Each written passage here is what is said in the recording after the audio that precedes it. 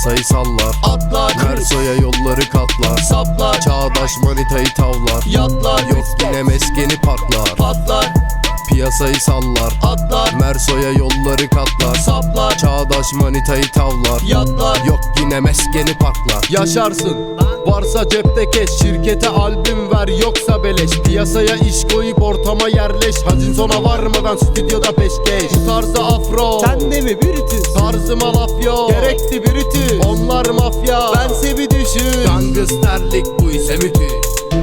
Yoruma gerek yok birader, farkımı fark ettiysen. Bu saatten sonra kim kimi kayırır? Kendi payına.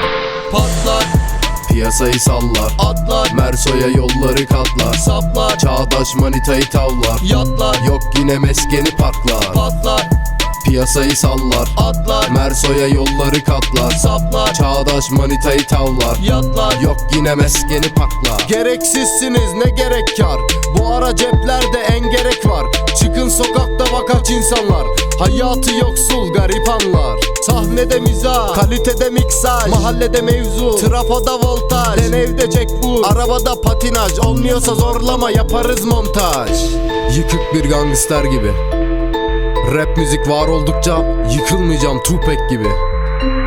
Nakarata kitlen, patlar, piyasayı sallar, atlar, Merso'ya yolları katlar, saplar, çağdaş manitayı tavlar, yatlar, yok yine meskeni parklar. bu tarzda afro, sende mi Brutus?